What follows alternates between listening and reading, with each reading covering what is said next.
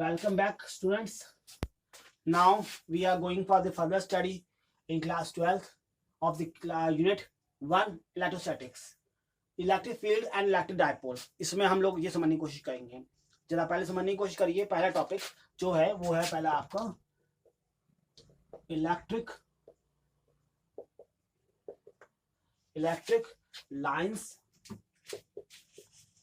Of force या electric field lines भी कह सकते हैं उसको। ठीक है, तो क्या होता है इसमें जरा समझने की कोशिश करिएगा कि देखिए क्या होता है ना, जब हम लोग एक चार्ज की बात कर रहे होते हैं, चार्ज जैसे मैंने कहा ये चार्ज है पॉजिटिव चार्ज, तो हम ये पाते हैं कि अगर हम लोग दूसरा चार्ज को लेके आए तो वो इस डायरेक्शन में, इस डायरेक्शन में, इस डायरेक्शन में ऐसे जाने की कोशिश करता है, मतलब इससे दूर जाता है, इसके परपेंडिकुलर डायरेक्शन में दूर भागने की कोशिश करता है।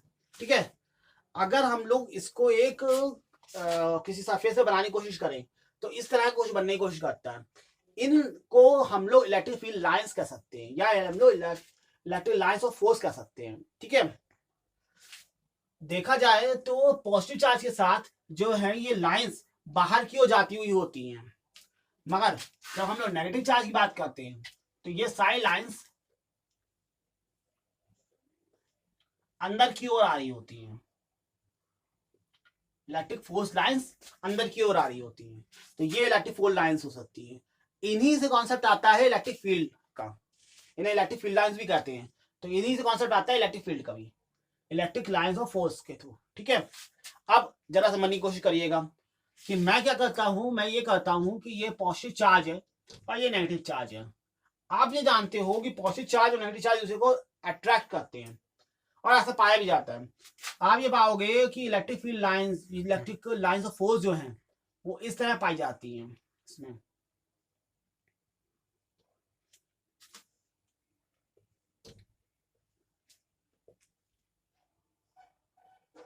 ठीक है, यहां से जाते हुए होती है, सॉरी आप याद रखिएगा कि जो आपका पॉजिटिव चार्ज होता है ना, पॉजिटिव चार्ज से बाहर की ओर जाती हुई लाइंस होती है हमेशा। ठीक है, और नेगेटिव चार्ज की ओर आती हुई लाइंस होती है हमेशा, ओर आती, सॉरी।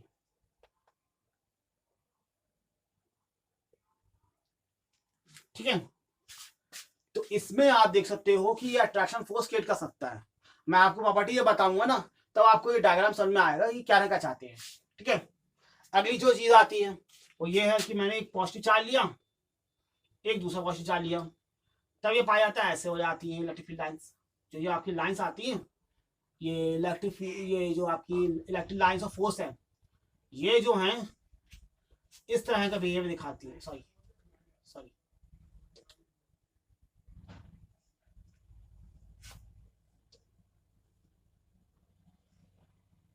सॉरी उल्टी बन रही है,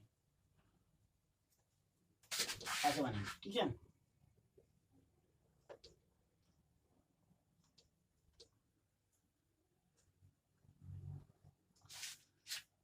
ठीक है, ये आप देखिए इस तरह पाई जा रही होती है। सॉरी,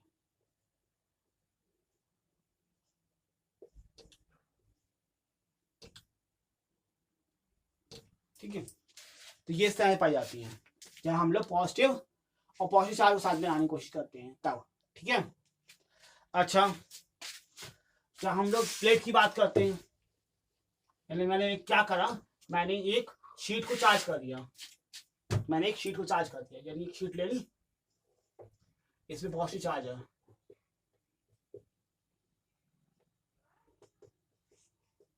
ठीक है, तो ये जो इलेक्ट्रिक लाइंस ऑफ फोर्स है वो ऐसे निकलेंगी, परपेंडिकुलर टू सरफेस, बाहर की ओर। पॉजिटिव चार्ज है तो बाहर की ओर और नेगेटिव चार्ज है तो अंदर की ओर। ये कौन सा आप समझ लीजिएगा क्योंकि आगे जाके ये बहुत ज्यादा यूज होने वाला है। पॉजिटिव फील्ड लाइंस जो हैं वो किस डायरेक्शन में निकलती हैं, नेगेटिव फील्ड लाइंस किस डायरेक्शन में होती हैं, ये मालूम होना चाहिए। और इनका भी सिग्निफिकेंस है, ये जो आपको ये दिखाने की कोशिश कर रहा हूँ कि मैं ये जो आपको डायग्राम दिखा रहा हूँ ना, इसका भी सिग्निफिकेंस है। इससे आप अट्रैक्शन और रिपल्शन को समझा सकते हैं। यहाँ अट्रैक्शन है और अभी दूसरे वाले में आपको दिखाया था रिपल्शन है। क्यों होता है, कैसे होता है, मैं आपको समझाता हूँ अभी प्रॉपर्टीज के थ्रू। ठीक है, अब जरा इस बात को प्रॉपर्टी के थ्रू समझने की कोशिश करिएगा। ठीक है, कि देखिए इलेक्ट्रिक लाइन ऑफ फोर्स क्या करती है, प्रॉपर्टीज क्या है इसकी, देखिए प्रॉपर्टीज क्या है। पहली प्रॉपर्टी कहती है originated on the positive charge and terminated on the negative charge. ध्यान रखिएगा हमेशा कि पॉजिटिव चार्ज से निकलेंगी और नेगेटिव चार्ज में टर्मिनेट रहेंगी। हमेशा याद रखिएगा जो हमेशा लाइंस होती हैं, जो इलेक्ट्रिक लाइंस ऑफ फोर्स है या इलेक्ट्रिक फील्ड लाइंस जो हैं वो हमेशा ही पॉजिटिव चार्ज से निकलती हैं, चर्चा से बाहर की ओर निकलती हैं और नेगेटिव चार्ज में अंदर की ओर जाती हैं, निकलेंगी इससे और अंदर जाएंगी नेगेटिव के। ठीक है, दूसरी बात जो आती है वो ये है, it gives the direction of electric field in the uniform electric field in a uniform electric field the line of force are parallel. देखिए क्या है, ये आपको दिखा देगा इलेक्ट्रिक फील्ड लाइंस, ये जो आपकी इलेक्ट्रिक लाइंस ऑफ फोर्स है ये आपकी इलेक्ट्रिक फील्ड की डायरेक्शन दिखा देगा।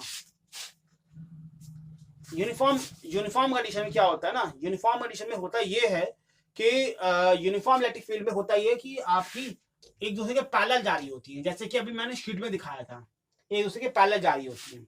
ओके, तीसरी बात जो आती है वो क्या कहती है आपको, तीसरी बात कहती है कि two lines are force can not be intersect at a common point. कभी भी ऐसा नहीं हो सकता कि दो इलेक्ट्रिक फील्ड लाइंस निकल रही हो, ठीक है, और वो एक दूसरे को इंटरसेक्ट कर जाएं। इंटरसेक्शन अलाउड नहीं है, क्योंकि इंटरसेक्शन क्यों अलाउड नहीं है, इंटरसेक्शन इसलिए अलाउड नहीं है कि इस पॉइंट पे आपकी दो डायरेक्शन हो गई इलेक्ट्रिक लाइन ऑफ फोर्स की, यानी यहां रखा हुआ ऑब्जेक्ट जो है, यहां रखा हुआ आपका चार्ज जो है वो दो डायरेक्शन में जा सकता है। संभव है ऐसा? नहीं, साइंस में संभव नहीं है कि ये दो डायरेक्शन में चला जाए। ठीक है, तो थर्ड पॉइंट यही आपको कहता है कि इलेक्ट्रिक फील्ड लाइंस या इलेक्ट्रिक लाइंस ऑफ फोर्स एक दूसरे को इंटरसेक्ट नहीं कर सकती। ठीक, चौथी बात जो आती है वो आती है आपकी, the electric lines of the force do not pass through a conductor, it indicate that the electric field lines inside a conductor is always zero. Electric field lines जो है कंडक्टर को पास नहीं करती, ऐसा नहीं होता कि कंडक्टर के पास निकल जाए, मतलब कंडक्टर को होते हुए निकल जाए।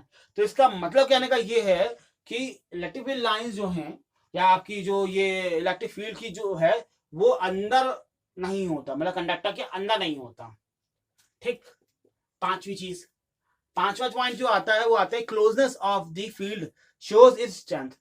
जितने करीब होंगी ये फील्ड लाइंस, जितनी ये आपकी इलेक्ट्रिक लाइंस ऑफ फोर्स जो है वो कितनी करीब होगी, इसका मतलब है ये जहां पे इलेक्ट्रिक फील्ड की लाइंस की वैल्यू ज्यादा होने की वजह से इंटेंसिटी ज्यादा है, और दूर दूर होने का मतलब ये है कि यहाँ इंटेंसिटी है इलेक्ट्रिक फील्ड लाइंस की कम, यानी इलेक्ट्रिक फील्ड की इंटेंसिटी भी कम है। ये आपको इंटेंसिटी को समझा सकता है। ठीक है, अच्छा छठी बात जो आती है वो ये है, it has tendency of contracting in length, I explain the attraction. Okay, देखिए ऐसा होता है ना, ये जो हैं ये हमेशा लंबाई को कम करने की कोशिश करती हैं, जो फील्ड लाइंस हैं या इलेक्ट्रिक लाइंस जो हैं वो अपनी लंबाई को कम करने की कोशिश करती हैं, इसी वजह से ये एक दूसरे की तरफ अट्रैक्ट हो जाएंगे। ठीक है, ये है छठी बात, ये समझा पाते हैं इसी वजह से अट्रैक्शन फोर्स को। सेवेंथ जो बात आती है वो ये है कि ये दूसरे को रिपेल करती है। ध्यान रखिएगा, जैसे कि मैंने अभी फिगर में दिखाया था कि ये दो चार्जेस थे, इसमें आपकी इलेक्ट्रिक फील्ड लाइन निकली तो ये दूसरे को रिपेल करेंगे, ये दूसरे से दूर जा रही हैं, तो दो इलेक्ट्रिक फील्ड लाइंस एक दूसरे से हमेशा ही रिपेल करती हैं, अगर वो सेम डायरेक्शन की तरफ है तो रिपेल करेंगी। ठीक है, अच्छा अब एक चीज देखिए, सातवीं के बाद आठवीं चीज जो है प्रॉपर्टी इसमें ये देखी गई है कि यहां से इलेक्ट्रिक फील्ड लाइंस निकली और इसमें कन्वर्ट हो गई। ठीक है, तो एक बात आपको समझ में आ रही होगी कि ये हमेशा ही कॉन्टिन्यूअस होती हैं, एक पॉइंट से निकलती हैं दूसरी पॉइंट में जाती हैं, फिर एक पॉइंट से निकलती है फिर दूसरे पॉइंट में जाती हैं, यानी ये कॉन्टिन्यूअस फॉर्म में निकलती रहती है, इलेक्ट्रिक फील्ड लाइंस हमेशा कॉन्टिन्यूअस फॉर्म में रहती हैं। ठीक है, तो ये मैंने आपको इलेक्ट्रिक फील्ड के बारे में इलेक्ट्रिक लाइंस ऑफ फोर्स बता दिया था। ठीक है, ये कॉन्सेप्ट आपको दिमाग में इसलिए रखना है क्योंकि कई चीजें इसके थ्रू एक्सप्लेन हो जाती हैं, शॉर्ट क्वेश्चंस इसमें बन जाते हैं बहुत सारे। ठीक है,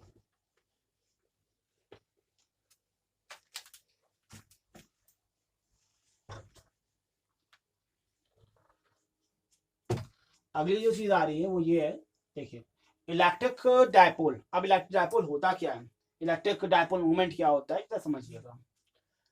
इलेक्ट्रिक डायपोल या इलेक्ट्रिक डायपोल मूवमेंट क्या है, क्या चीज है। ठीक है, electric dipole is a pair of equal and opposite charges placed at a short distance apart.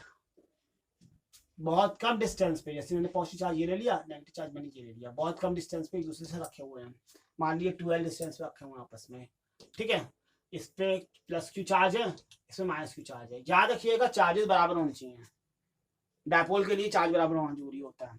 तो इक्वल और अपोजिट चार्जेस जो है बहुत कम डिस्टेंस पे एक दूसरे के पास रख दिए जाते हैं, तो इसे डायपोल कहते हैं। और इसका जो मूवमेंट है, इसकी वजह से जो मूवमेंट क्रिएट होगा वो होगा इलेक्ट्रिक डायपोल।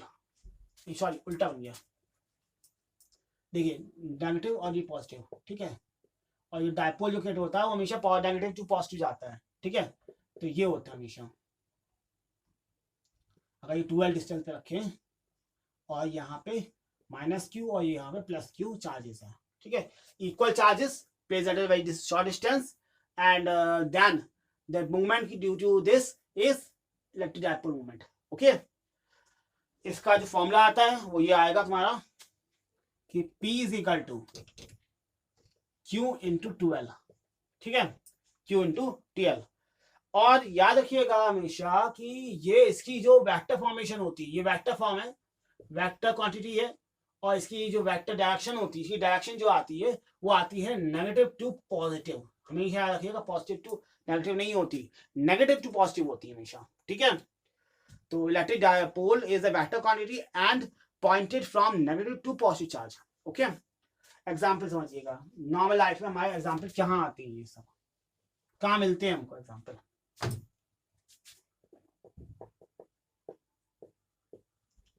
एग्जाम्पल क्या है इसका, एग्जाम्पल है आपका HCl मॉलिक्यूल। ठीक, HCl मॉलिक्यूल हो सकता है इसका एग्जाम्पल, और आपका क्या नाम है H2O एग्जाम्पल हो सकता है इसका, H2O एग्जाम्पल हो सकता है इसमें। ठीक है, तो ये दोनों हैं डायपोल के एग्जाम्पल। कैसे हैं, ऐसे हैं,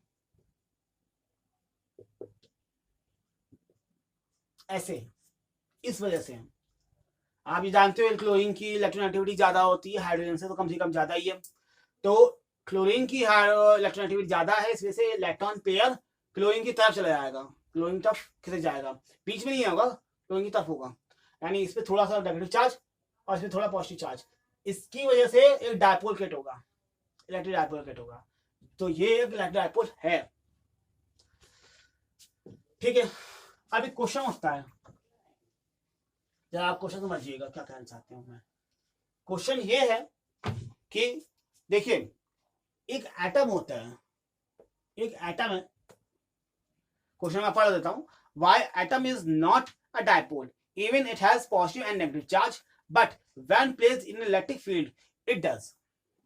ठीक, एक एटम है, एटम में क्या है कि आपका पॉजिटिव और नेगेटिव चार्ज दोनों ही होते हैं।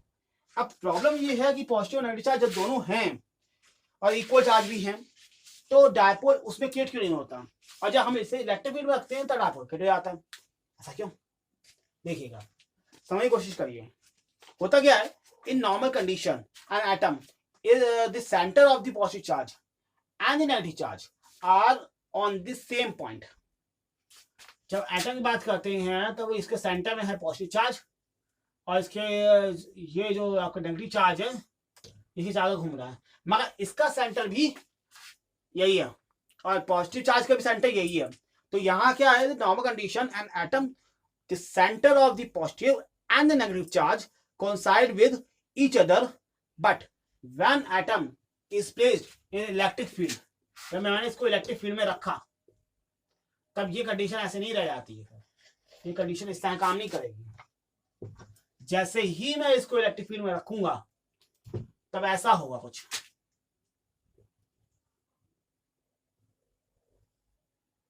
एटम इलेक्ट्रॉन ये, ठीक है।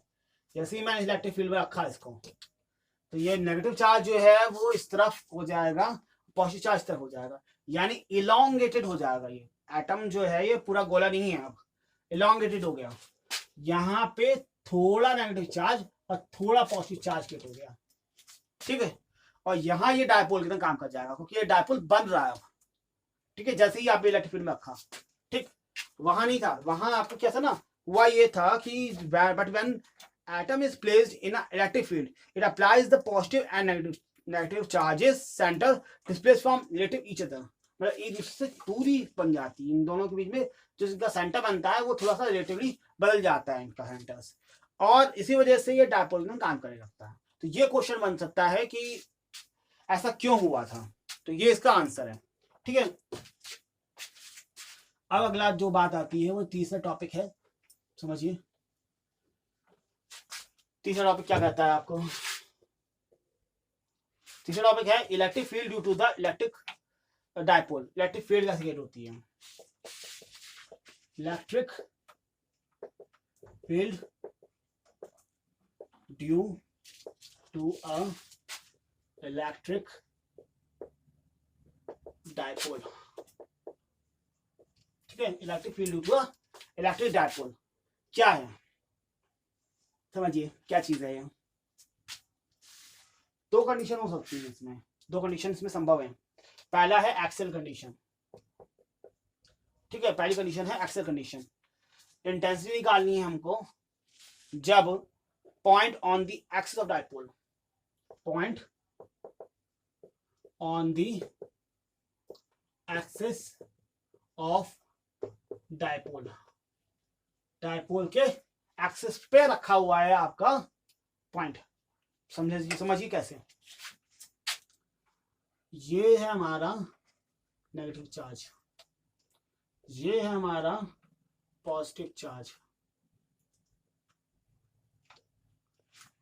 ठीक है।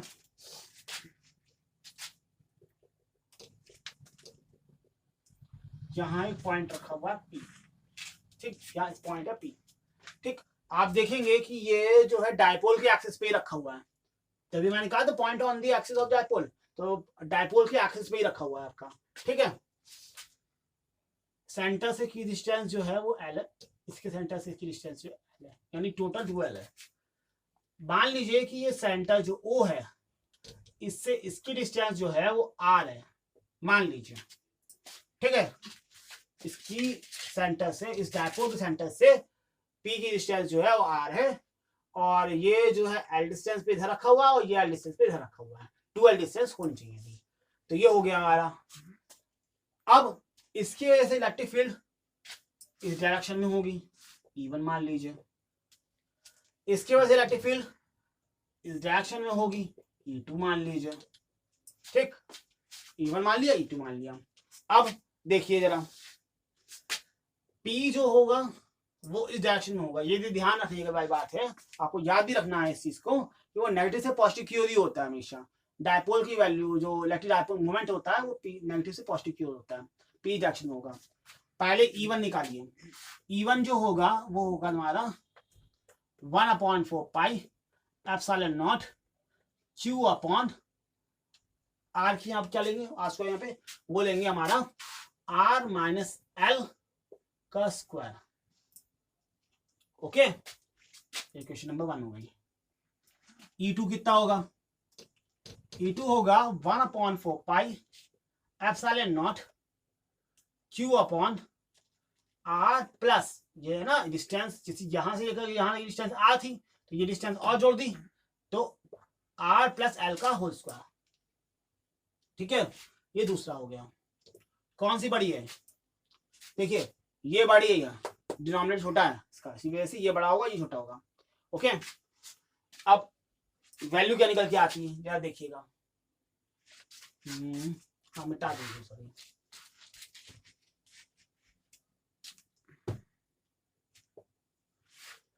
देखिए वैल्यू जो निकल के आएगी वो E इज इक्वल टू आएगी E1 माइनस E2, ठीक है। और वैसे भी आपने डायग्राम में देखा था E1 और E2 की डायरेक्शन एक दूसरे के अपोजिट थी, तो सीधी सीधी बात है कि ये ऐसा हो जाएगा।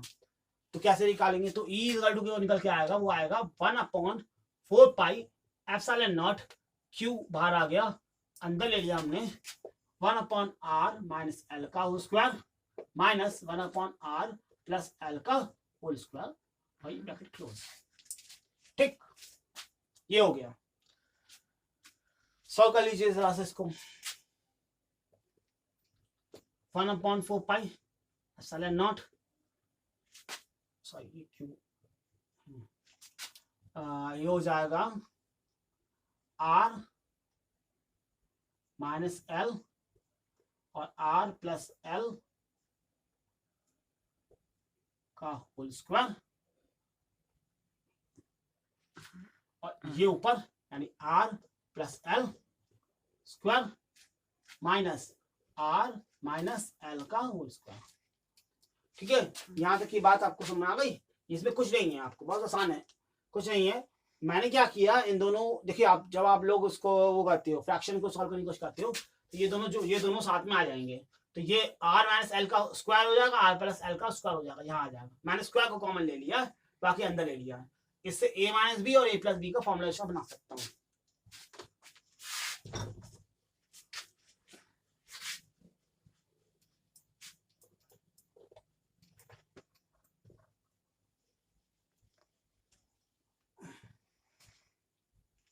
देखिए Q upon 4 pi epsilon naught, इसे खोलिए, a प्लस बी का होल स्क्वायर यानी a square plus B square plus 2ab plus, sorry plus नहीं माइनस, यहाँ पे minus a square plus B square minus 2ab। अब जरा देखिए इसमें क्या करा मैंने, a square plus B square minus 2ab, minus लगा हुआ इसलिए साइन उल्टे करें मैंने, ठीक है, अपॉन ये r माइनस एल है, ये r प्लस एल, यानी a माइनस बी और a प्लस बी का फॉर्मूला बन गया। ये हो जाएगा R square minus L square का होल स्क्वायर। ओके, ये से ये गया, ये दोनों गए, इससे ये गया, इससे ये गया, थोड़ा बताया। देखिए ये आया Q upon 4 pi epsilon not 4RL upon R square minus L square का होल स्क्वायर। ठीक है, सही। अगला क्या करते हैं हम लोग, एक काम करते हैं, इसको अंदर ले लेते हैं। तो ये देखो 2QL 2 बार और यहाँ R upon 4 pi epsilon not R square minus L square का होल स्क्वायर। देखिए मैंने क्या करा, बस कुछ नहीं करा, 2 × 2 4 ही है, R है, L है, Q है, बस मैंने इसको इस फॉर्म में ले लिया। ठीक है, ये आप जानते हो कि P = जो होता है वो होता है 2QL, ये होता है। ठीक है, वो पुट कर दीजिए इसके अंदर, तो ये हो जाएगा 2PR upon 4 pi epsilon not R square minus L square का होल स्क्वायर। ठीक है, ये फॉर्मूला बन गया आपका। इसकी डायरेक्शन सेम आएगी जो E की डायरेक्शन होगी। ठीक है, अब देखिए, मान चल लीजिए, वैसे भी आप जानते भी हैं कि जो आपका जो डायपोल होता है ना, डायपोल जो है, जैसे ये डायपोल था, तो डायपोल की जो डिस्टेंस होती है आपस में वो बहुत ही शॉर्ट होती है, और उससे मान लीजिए कि R की डिस्टेंस बहुत ज्यादा है, R बहुत बड़ी वैल्यू है, यानी मान के चलिए कि R जो है बहुत बड़ी वैल्यू है L से। ठीक है, तो L स्क्वायर को निगलेक्ट कर सकते हैं with respect to R square. R square के कंडीशन में देखा जाए तो L स्क्वायर को निगलेक्ट किया जा सकता है। तो ये इक्वेशन कैसे लिखी जा सकती है, E = लिखा जा सकता है 2PR upon 4 pi epsilon naught R का 4। देखिए एल तो गायब कर दिया ना यहाँ से, तो आर स्क्वायर का स्क्वायर यानी आर का 4, यानी इसको लिख सकते हैं 2pr, सॉरी पी आर हट गया, 2p upon 4 pi epsilon naught R cube. ठीक, जैसे सिंपल फॉर्म में लिखो 1 upon 4 pi epsilon naught 2p upon R cube, ये लिख सकते हैं। ये बन गया आपका formula for the axial condition, for the axial condition. Okay, अब इसको वेक्टर फॉर्म में लिखा जाएगा तो वेक्टर फॉर्म ये लिख दोगे इसको वेक्टर फॉर्म में लिखना है, इस फॉर्म में लिख दोगे आप। ठीक है, ये हो जाएगा। तो ये एक्सियल कंडीशन में आपकी वैल्यू हो गई। अब हम एक्सियल कंडीशन लेके इक्वेटोरियल कंडीशन लेते हैं, देखिए कैसे होता है।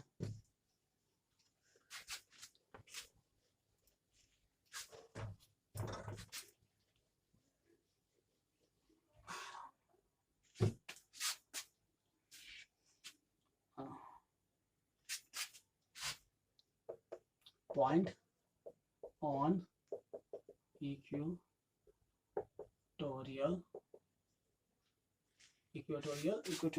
Line of dipole.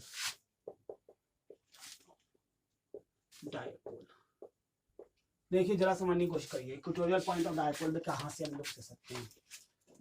क्या होता है ना, इधर जो है हम जैसे ये मान लिया, ये हमने एक डायपोल ले लिया, ए बी पॉइंट है ये दोनों। ठीक है, यहाँ पे आपका यहाँ पे होगा नेगेटिव ये और यहाँ पे पॉजिटिव क्यू। ठीक है, इन दोनों के बीच की डिस्टेंस है 12, इनके बीच की डिस्टेंस 12 है, यानी सेंटर से जो डिस्टेंस आएगी वो L बाई L आएगी। और यहाँ पे एक सिंपल सा पॉइंट है O। ठीक, O पॉइंट है यहाँ पे O पॉइंट है, यहाँ से यहाँ तक की डिस्टेंस L है, यहाँ से कितनी डिस्टेंस L है। अब इसी एक्सिस पे, यानी इसकी इक्वेटोरियल एक्सिस पे, इसके इक्वेटोरियल एक्सिस पे यहाँ एक पॉइंट है P, यहाँ पे एक पॉइंट है P। ओके, यहाँ पे पॉइंट P है। अब इस पॉइंट P पे हमें E की वैल्यू निकालनी है, यानी रिलेटिव इंटेंसिटी निकालनी है हमको। ठीक है, चलो हमारी कोशिश करिएगा। मान लीजिए सेंटर से जो डिस्टेंस है यहाँ तक की वो R है, सेंटर से यहाँ तक डिस्टेंस R है, तो पाइथागोरस थ्योरम से क्या जानते हैं आप, ये डिस्टेंस कितनी हो जाएगी, under root R square plus L square. Pythagoras theorem से देखा जाए तो ये वो डिस्टेंस हो जाएगी R square plus L square. Okay, मान लीजिए एंगल यहाँ पे थीटा बनता है। ओके, तो देखिए मैं अब E1 और E2 निकालने की कोशिश करता हूँ। देखिए इसकी वजह से E1 जो होगा वो होगा बाहर की तरफ, यानी ऐसे होगा।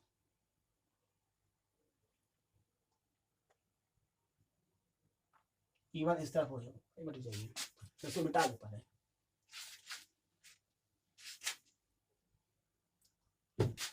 E1 जो होगा वो होगा बाहर की तरफ।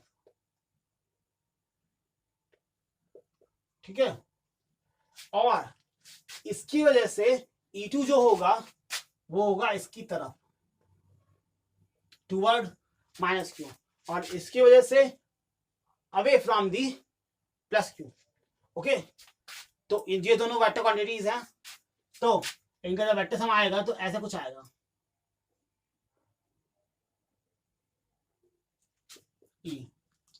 अब जरा इसको मैं एक दूसरे डायग्राम में समझाने की कोशिश करता हूँ, इस पूरे वेक्टर कॉन्सेप्ट को समझाने की कोशिश करता हूँ। देखिए ये है हमारा E1, ये है हमारा E2, ये निकल के आएगा E, ये निकल के आएगा E। ओके, अब आप एक बात जानते हो, E1 की वैल्यू कितनी होनी चाहिए, E1 की वैल्यू होनी चाहिए तुम्हारी 1/4 pi epsilon not Q upon distance कितनी, यहां से यहां तक की R square plus L square. देखिए अंडर रूट ना स्क्वायर से कम हो गया, जैसे आप जानते थे 1/r² आती है, ठीक है, तो स्क्वायर जब लगाएंगे तो ये अंडर रूट हट जाएगा, तो ये आ गई। E2 वैल्यू कितनी आएगी? E2 वैल्यू आएगी 1/4 pi epsilon not Q upon r² plus l²। देखिए दोनों वैल्यूज E1 और E2 दोनों बराबर हैं, इसी वजह से हम याद रखिएगा कि E की वैल्यू जो आएगी वो इनकी जस्ट मिडल में आएगी, ठीक, और यहां जो एंगल बनेगा वो थीटा बनेगा। ओके, ठीक है। अब देखिए क्या करता हूं मैं इसमें, मैं ये करता हूं कि मैं इसको दो कंपोनेंट में तोड़ देता हूं। मैं we are divided this in two components, perpendicular components and parallel components. Perpendicular components में आएगा E1 साइन थीटा और इधर आएगा E2 साइन थीटा। ये दोनों को आप देखें तो क्या है, ये E1 साइन थीटा और E2 साइन थीटा एक दूसरे का अपोजिट है, यानी एक दूसरे को कैंसिल आउट करने के लिए है। और आप ये पढ़ चुके हो कि E1 और E2 बराबर हैं, इसी वजह से E1 sine theta is equal to हो जाएगा E2 साइन थीटा, ठीक है, और इसी वजह से परपेंडिकुलर कंपोनेंट कट गए। अब बचे कौन से कंपोनेंट? जो इसके इस डायरेक्शन में होंगे, ठीक है, कॉस वाले कंपोनेंट, तो वो हो जाएंगे आपके, देखिए पहला तो होगा E1 कॉस थीटा और इसी डायरेक्शन में होगा E2 कॉस थीटा, ठीक है, ये दो कंपोनेंट आ जाएंगे। यानी अब ये समझ लीजिए कि E इजिकल टू आएगा E1 cos theta plus E2 cos theta, ठीक है, सही, ठीक है। कॉस थीटा की वैल्यू क्या होगी? कॉस थीटा क्या होता है? B/H। पंडित बद्री प्रसाद हर बोले सोना चांदी तोले वाला मामला है इसमें। तो आप ये मान लीजिए कि B/H जो है वो आपका कॉस थीटा होगा। तो B क्या है इसमें? पाइथागोरस हम लगाइए इसमें। B है हमारा बेस, बेस कितना है? L। हाइपोटेन्यूज कितना है? √r² plus l²। Put in this value in this equation.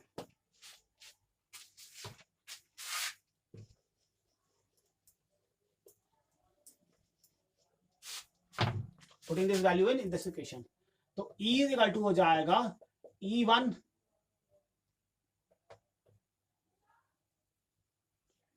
E की वैल्यू देते हैं 1/4 पाई एप्सिलॉन नॉट Q और ब्रैकेट में cos थीटा और cos थीटा,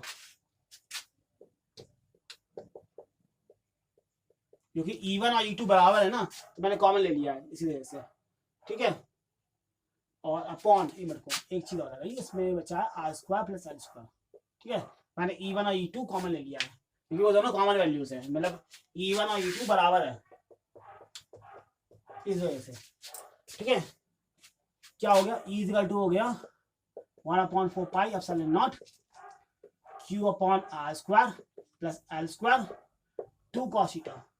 जरा आप cos थीटा वैल्यू रखिए, E इक्वल टू हो जाएगा 1/4 pi epsilon not Q upon r² plus l², यहाँ लगाइए 2 इंटू ये लगा दीजिए L upon √r² plus l², ठीक है, ये आ जाएगा। खोल लीजिए इस पूरी क्वेश्चन खोलिए,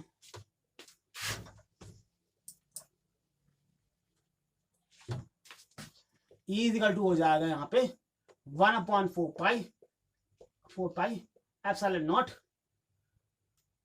2QL upon r² plus l² 3/2, ये है पूरा और ये है 1/2, तो इस तरह से 3/2, ठीक है।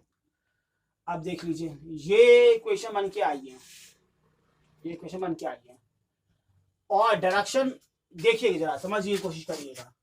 यहाँ पे जो P की डायरेक्शन होगी वो ये होगी, माइनस क्यू से प्लस क्यू क्यू और ई की डायरेक्शन है इस डायरेक्शन में, यानी क्यू और पी के बीच में। यहां पे आप इस वैल्यू को लिखिए, देखिए 1/4 pi epsilon naught P up.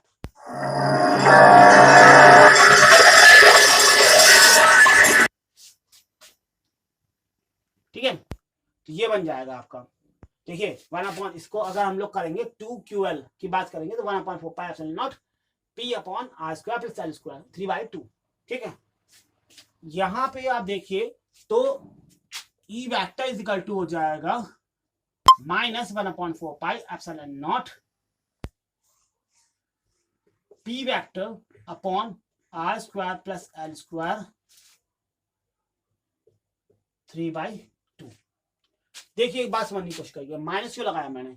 Minus लगाया क्योंकि पी की डायरेक्शन माइनस से पॉजिटिव की ओर होगी, जबकि ई की डायरेक्शन इस डायरेक्शन में निकल के आ रही है, यानी ये दूसरे के अपोजिट डायरेक्शन हैं। ओके, तो ये बात समझ में आ गई। अब आप ये समझने की कोशिश करिएगा कि मैं क्या करता हूं। मान लीजिए इसमें एक बात समझने की कोशिश करिएगा, वो ये है कि देखिए मान लेते आर जो है बहुत बहुत बहुत बड़ा है एल से, बहुत बड़ा है एल से, और वैसे भी होता भी है क्योंकि एल जो है वो शॉर्ट डिस्टेंस हमने पहले मान के चले हुए हैं, तो आर हमें बड़ा मान लिया, तो एल स्क्वायर को निगलेक्ट किया जा सकता है, तो इसमें निगलेक्ट कर दीजिए।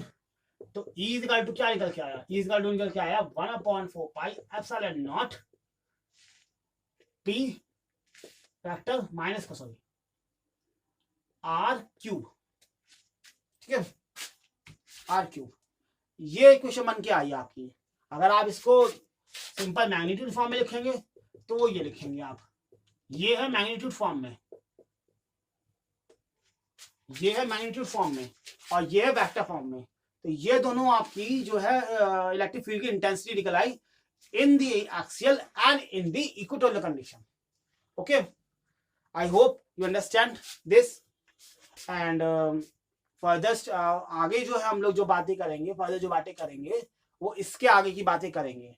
आपके लिए आज के हिसाब से ये काफी है मेरे हिसाब से, तो आप लाइक कीजिए, सब्सक्राइब कीजिए, अगर समझ में नहीं आता आप कमेंट भी कीजिए, आप पूछिए भी क्या पूछना है आपको।